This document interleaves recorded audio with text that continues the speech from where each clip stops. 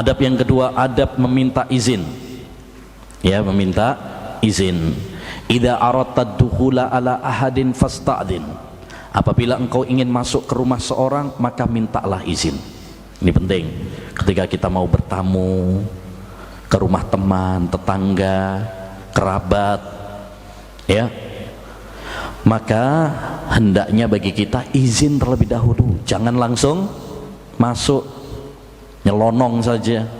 Enggak, izin terlebih dahulu. Sebagaimana firman Allah dalam surat An-Nur ayat 27, ya ayyuhalladzina amanu la tadkhulu buyutan ghaira buyutikum hatta tasta'nisu wa tusallimu ala ahliha. Wahai orang-orang yang beriman, jangan kalian masuk rumah yang bukan rumah kalian sampai kalian meminta izin dan mengucapkan salam kepada pemilik rumah. Jadi jangan langsung masuk kita. Ada sebagian orang itu rumah tetangganya, rumah kerabatnya, rumah temennya kayak rumah sendiri. Ya, udah anggap aja rumah sendiri. Akhirnya benar kayak rumah sendiri, nyelonong aja. Nah, ini nggak boleh. Harus izin terlebih dahulu, harus pamit terlebih dahulu. Kenapa? Karena bisa jadi ketika kita masuk ke rumahnya, pemilik rumah bukan dalam keadaan yang siap.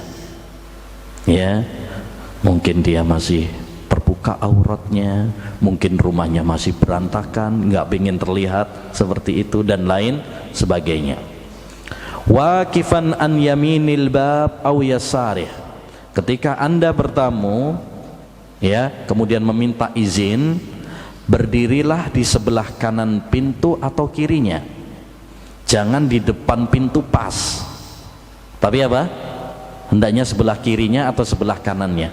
Supaya apa? Supaya ketika pemilik rumah membuka pintu, ya, kita tidak langsung melihat dalamnya rumah. Nabi SAW mengatakan, innama ju'ilal isti'dzan li ajlil basar. Ya, meminta izin itu disyariatkan karena masalah pandangan. Ya, makanya hal yang penting untuk kita ketahui juga, ketika kita ke rumah teman kita, ya, atau bertamu ke rumah orang lain, jangan, istilah orang sekarang apa? Kepo. Dilihatin semuanya. Oh, masya Allah, ini kayunya dari mana ini? Oh, belinya di mana? Ya, nggak usah terlalu kepo sama milik orang lain. Ya. Jadi ini. Kemudian yang ketiga, fa in adzina laka dakhalta. Kalau dia mengizinkan masuk, silahkan masuk. Gimana kalau orang itu mengizinkan? Masuk. Baik, silahkan. Misalkan sudah membukakan pintu untuk kita, silahkan. Bahkan menyuguhkan apa? Ya, kopi, ya, teh, gorengan untuk kita. Ya udah, itu berarti sudah dipersilahkan. Makanya tadi, ikhwan, pakai kaidah tadi. Sebenarnya nggak ada dalilnya.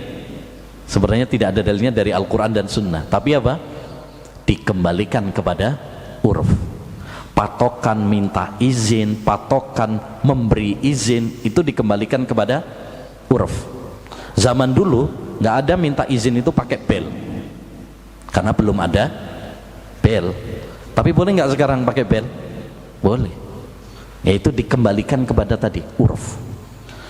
Islam tidak anti budaya selama tidak bertentangan dengan syariat. Ya, selama tidak bertentangan dengan syariat. Karena terkadang Islam itu tidak memberi batasan, karena itu akan berubah-ubah sesuai perubahan zaman.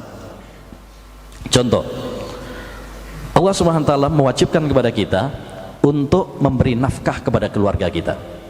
Dosa kalau seorang suami menelantarkan istrinya dan anak-anaknya, tidak memberi nafkah kepada mereka. Tapi Islam tidak membatasi berapa nominalnya. Memang ada nominalnya. kasihlah istrimu 1 juta per hari.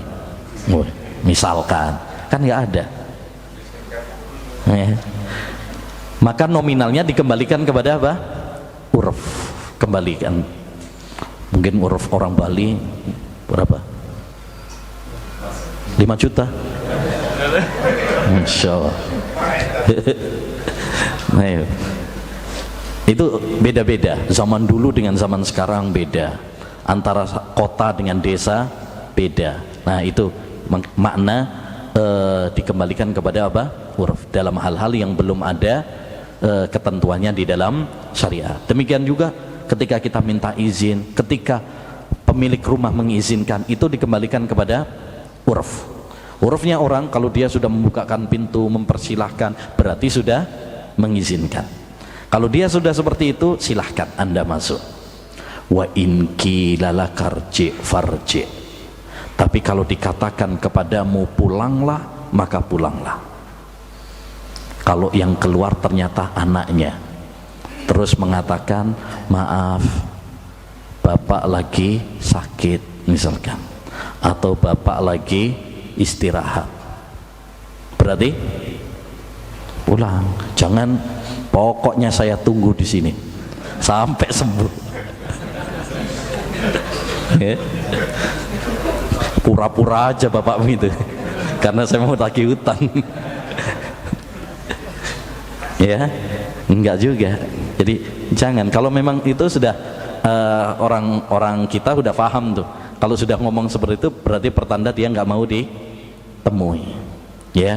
Jadi kalau sudah seperti itu, udah pulang.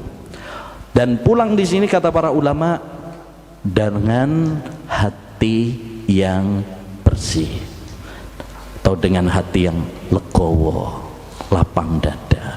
Jangan sampai pulang tapi gerundel. Tahu gerundel ya? Apa gerundel ini? Nah, ya, jengkel. Nah, gerundel. Sialan nih, udah capek-capek jauh-jauh nyampe sini, ya, nggak mau ditemui. Nah, nggak boleh. Hendaknya bagi kita untuk apa? Pulang tapi dengan hati yang bersih, husnudzon kepada saudara kita. Mungkin dia benar-benar capek sekarang, ya, mungkin dia lagi sakit, mungkin dia lagi sibuk dan lain sebagainya. Ya, ingat ikhwan, setan ingin menjadikan kita itu saling bermusuhan. Maka hendaknya bagi kita untuk melawan pintu-pintu setan tersebut, jerat-jerat setan tersebut. Innama yuridu syaitan an yuqi'a bainakumul adawata wal baghdha. Setan itu ingin menjadikan kalian saling bermusuhan dan saling membenci. Maka jangan sampai kita dipermainkan oleh setan. Husnudzan kepada saudara kita.